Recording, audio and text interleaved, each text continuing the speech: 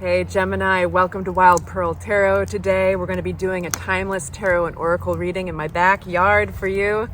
And if you'd like for me to pray for you, if you'd like other Geminis to pray for you and cross watchers alike, simply say hello in the comments section or even leave a little emoji. It's something, there you go, the fire agrees. It's something that we can focus on that represents your energy basically. Thank you to all of you guys who have been sending me prayers for my eyes. I had a little eye infection that was kind of scary actually. Almost went to the emergency room. How nuts, right? Too bad our eyes are so close to our brains, but I'm on the mend, I'm good. Sorry you have to put up with more sunglasses. So we start with a message, stop, stay a while and enjoy. And this is really interesting. You put your thumbs and your pinky fingers together. This is the mudra. It's a hand gesture that you can do in prayer. And then you just sit one hand on top of the other. And this is the affirmation. With each breath which I take to let myself be carried deeper and deeper into calmness and empty space from which I draw new strength and abundance. With each breath which I take, I let myself be carried deeper and deeper into calmness and empty space from which I draw new strength and abundance. I like that. It goes on to talk about hyperactivity is not very enjoyable. It saps one's energy and weakens the immune system, Gemini. One feels like an overstretched piece of elastic.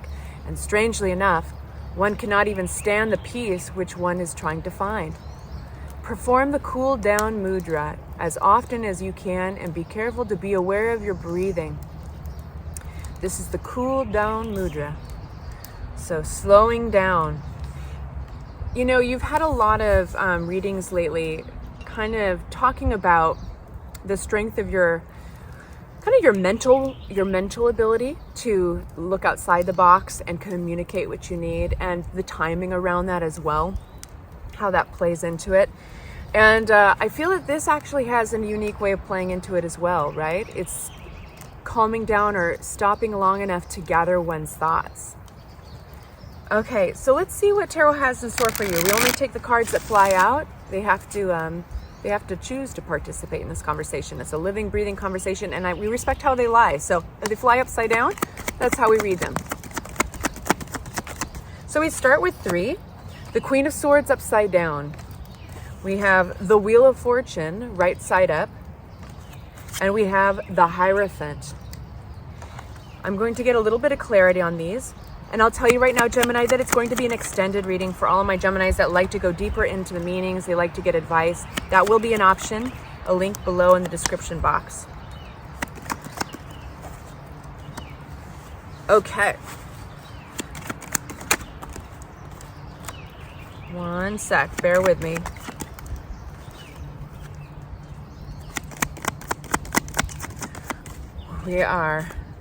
I have Sarah McLachlan's old song, Building a Mystery, in my head. Her voice in my head. We're building a mystery right now. We're building out the story. So there's, it seems like there's going to be there's going to be some messages conveyed to you. At the bottom of the deck, we've got the 3 of Wands. Things are changing. We have the wheel moving. The Queen of Swords is somebody who's, a little biting, a little rough with her words, kind of rough with her communications. And they're all about boundaries, but the Queen of Swords is really a helpful voice to have within and a helpful side to have to your personality. This could represent you or somebody else, but being that it is upside down, this Queen of Swords is now been pushed over the edge in a way where she can be toxic with her words. She can be a little too harsh. She can be... So the other messages that come out with her are really interesting because we have fast moving communication. This is like things are changing up fast. This could be somebody, getting a hold of you, possibly with an apology or wanting to work something out, because the Eight of Wands is very fast moving energy. Sometimes it's talking about travel, but oftentimes it's just talking about good news. And then we've got the Star card. I'll have to cover up, unfortunately, because the algorithm on YouTube doesn't like naked bodies. But the Star card is feeling seen and hope is refreshed. There's a recovery around the corner. And then the Judgment card. It feels like somebody is recognizing that they might have been too impulsive. I pay attention to the fire and I pay attention to the birds and the chipmunks when I do these readings when I'm outside, because they have a way of punctuating the cards, punctuating the meanings. And when I said that, there's this pop, but it was like it spit for a long time. It like released air, almost like a balloon sound. And I don't know if you caught that on the camera, but it's almost like this Queen of Swords, she released some air, some hot air, kind of blew up a little. And now we've got change around the corner. We've got recovery, we've got change, we've got hope, building a bridge.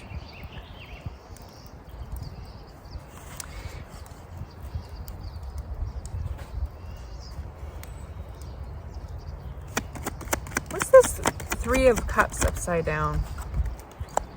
I think that I'm talking to some Geminis who were in a situation where there was too many cooks in the kitchen. There might have been a third party situation. There might have been somebody else's energy getting in the way of the harmony between you and another individual.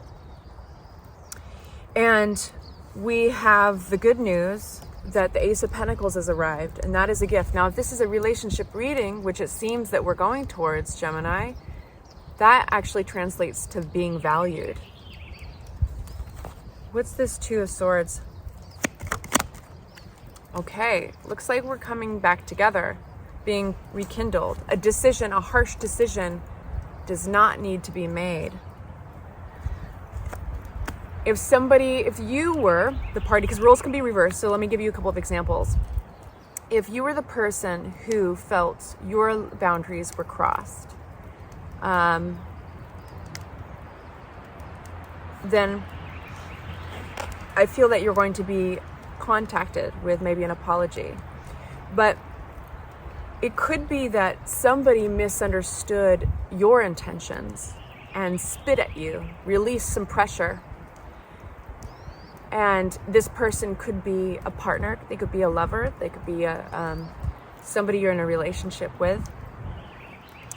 And I would say, regardless of where you fall and whose role and who did what, this is all looking up. And I love delivering good news, but it feels that there was some steam that needed to be released. The Wheel of Fortune reminds us that you're exactly where you need to be at the right time. And the Wheel of Fortune is also a bringer of good news and change regarding this possible third-party energy, or maybe somebody was just hanging out with you guys who was not a friend, basically. The Three of Cups, when it's upright, it's yay, all good, we're having a great time, everybody's doing good, you're good, awesome. This is like, no, there was some toxic energy, some outside energy that was toxic. And I feel like it was possibly third-party energy, regardless if it was romantic. You can look at it that way. Too many cooks in the kitchen, because we have the Lover's card. I forgot to cover up their bodies there. But the Lover's card is ruled by Gemini. We have that Ace of Pentacles, a value, a reassurance, a reminder, a realignment. And this, what would be a very difficult decision, has been made. I feel like there's a pressure release here. The Two of Cups we arrive at, which is beautiful, because the Two of Cups is a beautiful partnership, whether it's whether it's romantic or if it was business, either way, it's equal give and take, reciprocity. But this is an opportunity to realign with this individual and possibly individuals on where your commitments are. And that's where we move to the Hierophant. The Hierophant rules over our systems of belief. That's why it rules over the institution of marriage. It rules over the churches. You know, it's the ways we kind of have to outline life to make it all make sense. So what are your commitments? Because it might be that the conflict, Five of Wands, arose because there was some gray area. So this is an opportunity with the Hermit card that followed to go within. And some of that is choice and some of it is not. because of the circumstances have brought you into alignment with a deeper, more intense voice within. But I always say with the Hermit card, he can only see that his lantern is lit because it's dark. So it's suggesting that sometimes in the darkest of the most challenging experiences, that's where we do see what we're committed to. The Three of Pentacles talks about collaboration, a shared goal with another individual or other individuals. This is where we talk about sometimes working with a therapist who is doing couples therapy, or going to church together, or going to that system of belief and realigning yourself to what your commitments are and where your standards are. And, whether that's even a meditation group or a yoga class, or usually other people are involved with a Hierophant, right?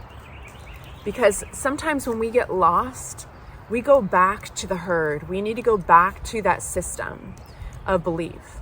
And Gemini, I don't think you're much of a follower, of course, everybody can follow and they can commit to a certain set of beliefs that everybody else commits to.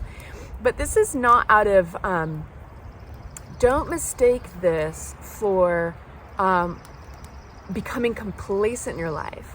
No, it's just actually getting a reminder, and also getting on the same page with another individual of is there any gray area that we need to discuss, that we need to work on? Because it seems that this situation has arisen in order to make that possible.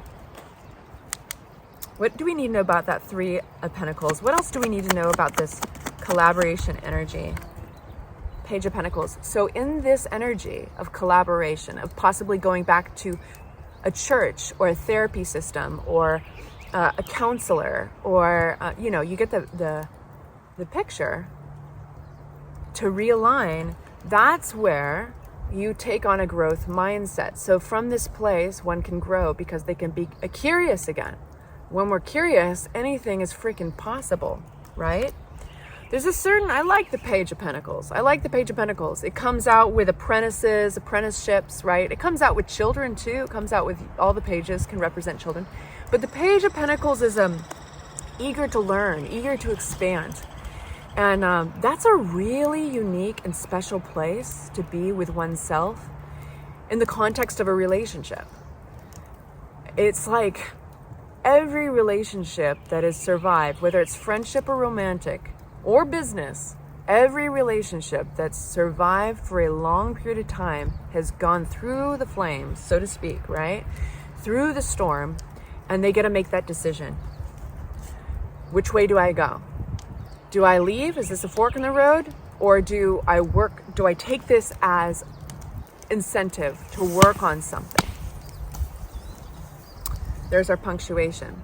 So you don't have to do this. I think the care between you guys is so strong with the Lover's card and the Two of Cups. I mean, that is really intense, beautiful energy. But whatever this little thing happened that is realigning you guys, it was just the ticket. Because I think this is where you're going, that awesome growth mindset. And you're not alone there. High Priestess in reverse. Okay. Yeah, so there's a certain amount of humility, and healthy humility, attached to the Page of Pentacles. There's an eagerness to learn because somebody's looking back. It's either you or somebody else or this other person. Whoever it was with the Queen of Swords, upside down, and they're a little toxic. Yikes. Ouch. They came undone. They came undone from their intuition. They became unattached, detached to their intuition. And that's a place that can grow dangerous, right? Because that's where we can start making up stories in our heads that aren't true. That's where we can get paranoid, or we can, build a fire that doesn't need to be there. So anyway, there's this recognition of oh, okay. So I wonder what happens? What are those steps that get me to that place where I disconnect to my intuition or my deeper wisdom, And So I'm just giving you an example of a question one might ask as the Page of Pentacles, looking at the whole situation. But I love delivering this news that the victory card is here. And so this is triumph. This is getting victory. This is really good news. This looks really great for you. So I'm going to go into the extended where we're going to unpack more advice and dive deeper into the meanings. If this is where I leave you, thank you so much for joining me. I love you guys, and I'll talk to you very soon. Please like and please subscribe. Bye-bye.